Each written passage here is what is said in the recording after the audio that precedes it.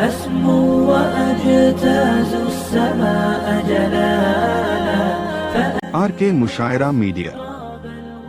میرے پیارو، اگر پہلے پارے کی بات پڑھ کے میں آگے بڑھوں، پہلا پارہ تو بہت سے بچوں کو یاد ہوگا۔ اللہ 4 باتیں بتا کر پوچھتا ہے، بندہ تیرے اندر طاقت ہے؟ ہمارا جواب نہیں۔ تو پھر اللہ کہتا جب طاقت نہیں ہے تو پھر ہوشیاری کائے کو کرتا ہے؟ سب سے پہلا سوال اللہ پوچھتے ہیں، اے میرا بندہ تو زمین پیدا کر سکتا؟ بھائی سالار جنگ والے ساتھ میں بولو نا، زمین پیدا کر سکتے؟ ہاں زمین کے واسطے لڑ سکتے؟ ہاں ایک چھوٹے سے پلاٹ کے واسطے بھائی کے سامنے چھوڑا نکال سکتا ہے، بھائی کو گالی دے سکتا ہے، بیوی کو طلاق دے سکتا ہے، زمین کے واسطے سگے والوں سے لڑ سکتا ہے۔ لیکن اللہ پوچھتے تو زمین پیدا کر سکتا؟ کیا بولو گے؟ اچھا اللہ کہتے ہیں زمین کی بات چھوڑ، آسمان؟ تو ہم کہیں گے اللہ جب یہ نہیں پیدا کر سکتا تو وہ کہاں سے پیدا کروں گا؟ تو اللہ کہتے ہیں اچھا چل تیسری بات بتا، تو آسمان سے پانی اتار سکتا؟ بولو جلدی بولو۔ تو اللہ آخری بات کہتے ہیں چل تو آسمان پیدا بھی نہیں کر سکتا، آسمان سے پانی بھی نہیں اتار سکتا، تو زمین بھی پیدا نہیں کر سکتا۔ اللہ کہتے ہیں اتنا تو میرے کو بتا، اتنا تو میرے کو بتا کہ تیرے پاس کھیتی باڑی ہے تو آج بوئے کل اگائے، ایسا کر سکتا؟ آج بولے تیرا کھیت ہے، تیری زمین ہے اور تو زمانے سے بہت بڑا کھیتی باڑی کرنے والا، تو فارمر ہے، تو کھیڑوت ہے، آج بو کل اگا، کر سکتا؟ تو اللہ کہتے جب یہ سب نہیں کر سکتا تو پھر غداری کیوں کرتا ہے؟ کیوں کرتا غداری؟ یہ قرآن میں کون سا پارہ میں نے آپ کو بتایا؟ پہلا بولو کون سا پارہ؟ اللہ نے فرمایا الذی جعل لکم الارض فراشا والسماء بناء وانزل من السماء ماء فاخرج به من الثمرات رزقا لکم۔ پورا مجمع بولے زمین کو بچھونا بنانے والا کون؟ آسمان کو چھت بنانے والا کون؟ آسمان سے پانی اتارنے والا کون؟ ہمارے کھیتوں کو بڑے بڑے باغ اور لالا زار بنانے والا کون؟ سب کے بعد اخیر میں اللہ رکوع کے اخیر میں کہتے جب سب میں کرتا ہوں تو کیف تکفرون باللہ، تو پھر میری ناشکری کرتا ہے، غداری کرتا ہے، دھوکہ دیتا ہے، گناہ کرتا ہے۔ اس سے دیکھو میں پہلی بات پر پھر آ رہا ہوں، ہم کو وہ خطبہ بھی پڑھنا ہے، کون سا؟ شاہ تعالیٰ بخاری والا خطبہ، بھول تو نہیں گئے نا آپ لوگ؟ اور 2 گھنٹے میں سب معاملے کو سمیٹنے کا بھی ہے نا سراج خان؟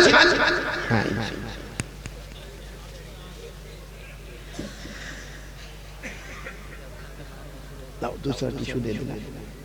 اب ایک بالکل سیدھی بات پر ہم آ رہے ہیں، ایمان بچانا ضروری ہے۔ کون تیار ہے؟ بولو ایمان ہے، بولو ہے انشاءاللہ، نہیں بولو نا ماشاءاللہ ایمان ہے، اور دونوں ہاتھ اٹھا کر کہو کہ قیامت تک رہے گا انشاءاللہ۔ اس کے لیے ضروری ہے کہ آواز میں کہو لا الہ، کرنے دھرنے والا کون؟ آپ کو ایک بہت تعجب کی بات بتاؤ، ایک بہت بڑے تابعی جن کا نام ہے حضرت شہر، یہ نام بھی بڑا نیا نام ہے ہمارے لیے، شہر، بولو کیا نام؟ شہر ان کا نام ہے۔ وہ ایک مرتبہ ہمارے نبی صلی اللہ علیہ وسلم کی بیوی کے پاس گئے، حالانکہ اس وقت گئے جب ہمارے نبی صلی اللہ علیہ وسلم پردہ فرما گئے، اللہ کو پیارے ہو گئے، ایک لمبا زمانہ گزر گیا۔ یہ شہر جو ہے نا، شہر یہ تو جوانے 20-22 سال کے جوانے، یہ ہمارے نبی صلی اللہ علیہ وسلم کی بہن، اور وہ بیوی کا نام حضرت ام سلمہ، بولو حضرت ام۔ اور ایک بات یاد رکھنا، ام سلمہ نبی کی بیوی ہے، ہم امتیوں کی ماں ہیں، بولو ہر نبی کی بیوی امت کی، وَأَزْوَاجُهُ أُمَّهَاتُهُمْ، اللہ نے فرمایا میرے نبی کی جتنی بیویاں ہیں وہ امت کی کیا ہوگی؟ ماں ہوگی۔ یہ 20-22 سال کے جوان حضرت شہر یہ آئے، مدینہ منورہ آئے، حضرت ام سلمہ ہمارے آقا صلی اللہ علیہ وسلم کی بیوی اور ہماری ماں کے پاس آئے۔ دیکھو کس طرح آئے، دروازے کے اوٹ میں کھڑے ہو گئے، دروازے کے اوٹ میں کھڑے ہو گئے اور روتے روتے السلام علیکم السلام علیکم میری اماں اور میری ماں اور حضرت ام سلمہ گھر میں اندر سے آواز آتی وعلیکم السلام کون؟ تو کہتے ہیں میں شہر میں حضرت ام سلمہ جانتی تھی ان کا بہت نام ہے. کہا میں شہر لیکن میں آپ کے پاس ایک سوال پوچھنے آیا ہوں. میں دروازے کے باہر اوٹ میں کھڑا ہوں. میری ماں آپ اندر ہی رہے آپ تکلیف نہ اٹھائے. مجھے صرف اتنا بتائے میں ایک سوال پوچھنے آیا ہوں. آپ کی اجازت ہو تو میں سوال پوچھوں؟ اندر سے حضرت ام سلمہ رضی اللہ تعالی عنہ نے فرمایا ہاں پوچھو سوال. انہوں نے کیا سوال پوچھا معلوم ہے؟ سنو کیا سوال پوچھا. کہا میرے نبی سب سے زیادہ کون سی دعا مانگتے تھے؟ میرے نبی بولو محمد الرسول اللہ صلی اللہ علیہ وسلم ہم سب کے نبی سب سے زیادہ زندگی میں کون سی دعا مانگتے تھے؟ اور وہ کہتے بھی ہیں ام سلمہ سے میری ماں آپ کو زیادہ معلوم ہوگا کیونکہ ہمارے نبی کا آنا جانا بیٹھنا اٹھنا کھانا پینا سب آپ کے گھر. آپ ان کی بیوی ہیں آپ ہماری ماں ہیں تو آپ کو زیادہ معلوم ہوگا کہ میرے نبی سب سے زیادہ کون سی دعا مانگتے تھے. حضرت ام سلمہ نے جو جواب دیا ہم سالار جنگ کا دل پھٹ جائے. کیا جواب دیا؟ حضرت ام سلمہ نے روتے روتے کہا میرے نبی سب سے زیادہ دعا مانگتے تھے اللہ میرے ایمان کی حفاظت فرما دے. اللہ میرے ایمان کی. اور کیسے مانگتے تھے وہ بھی بتایا الفاظ بھی بتائے. ہمارے نبی کیا دعا مانگتے تھے؟ یا مقلب القلوب ثبت قلبی علی دینک. پڑھو نا یا مقلب القلوب ثبت قلبی علی دینک. حضرت ام سلمہ نے فرمایا میرے نبی سب سے زیادہ یہ دعا مانگتے تھے اللہ میرے ایمان کی حفاظت فرما دے. تو وہ جو حضرت شاہر تھے نا باہر کہنے لگے میرے نبی ایمان کی حفاظت کی دعا مانگتے تھے اور ان کی وجہ سے تو ہم کو ایمان ملا. ارے بولو بے شک ان کی وجہ سے ہم کو ایمان ملا. ارے پوری دنیا کو ایمان ملا نبی کے صدقے. بولو بے شک سب کو ایمان ملا کلمہ ملا نغمہ ملا نبی کے صدقے. تو وہ شہر کہنے لگے اماں ام سلمہ سے کہا اماں میرے نبی یہ دعا کیوں بہت زیادہ مانگتے تھے ایمان کی حفاظت فرما. ایمان تو ان کا بہت مضبوط تھا کیونکہ ان کی وجہ سے تو ہم کو ایمان ملا. حضرت ام سلمہ نے فرمایا یہی سوال میں نے خود جناب نبی کریم صلی اللہ علیہ وسلم کو کیا کہ آپ یہ دعا سب سے زیادہ کیوں مانگتے؟ ایمان کی حفاظت ایمان کی حفاظت ایمان کی حفاظت. آپ یہ دعا کیوں مانگتے ہیں؟ اس لیے کہ ایمان سب سے بڑا ایمان اگر کسی کا ہے تو آپ کا ایمان ہے. آپ یہ دعا کیوں مانگتے؟ حضرت ام سلمہ فرماتی میرے نبی اس وقت روئے تھے اور روتے روتے ایک جواب دیا تھا. سب لوگ جواب سننا. ہمارے نبی صلی اللہ علیہ وسلم نے کیا جواب دیا؟ ہمارے نبی نے فرمایا قال رسول اللہ صلی اللہ علیہ وسلم ان قلوب بنی آدم بین اصبعین من اصابع الرحمن ان شاء اقام و ان شاء ازاغ. ہمارے آقا صلی اللہ علیہ وسلم نے فرمایا ہم جتنے قیامت تک آئیں گے. سننا ہمارے نبی فرماتے ہم جتنے لوگ قیامت تک آئیں گے ہم سب کے دل ساتھ میں بولو ہم سب کے دل اللہ کی دو انگلیوں کے بیچ میں. اللہ کی انگلیاں اللہ کو معلوم کیسے کما یلی کو بھی جلالی و شانی. لیکن ہمارے نبی نے فرمایا ہم سب کے دل بولو اللہ کی دو. اور پھر ہمارے نبی نے روتے روتے فرمایا انشاء اقام و انشاء ازاغا. یوں انشاء اقام و انشاء ازاغا. جس کو چاہے گا اللہ موت کے وقت کلمہ دے دے گا اور جس کو چاہے گا اس کا دل ٹیڑھا ہوگا اور موت کے وقت اللہ کلمہ چھین لے گا.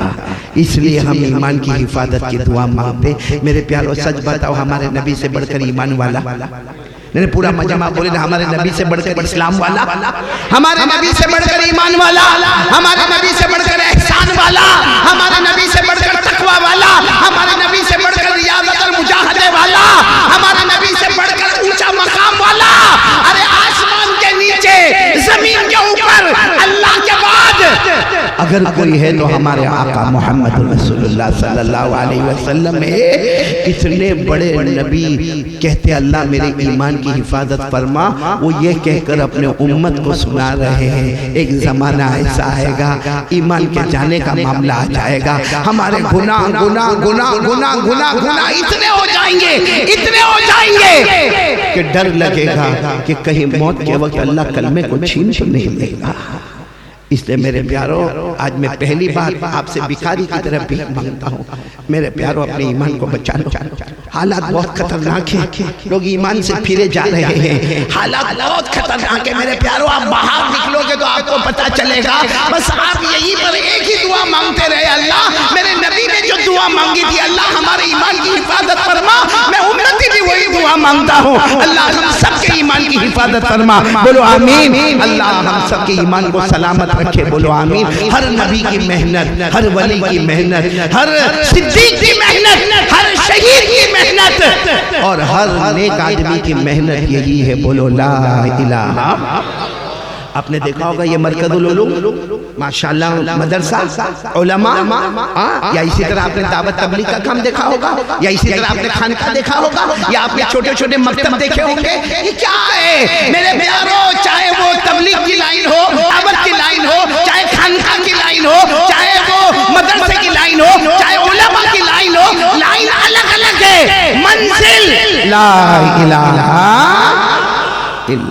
اس لئے میرے پیارو ہم سب طے کریں اپنے کلمے کو بچائیں گے انشاءاللہ۔ اب ہمارا کلمہ دل میں ہے یا آؤٹ؟ باہر کیسے پتہ چلے گا؟ کیونکہ دل کو تو کوئی پھاڑ نہیں سکتا، میں بھی نہیں پھاڑ کے دیکھ سکتا، تو اس کے لئے ہم کو ڈیفینیشن پہ جانا پڑے گا۔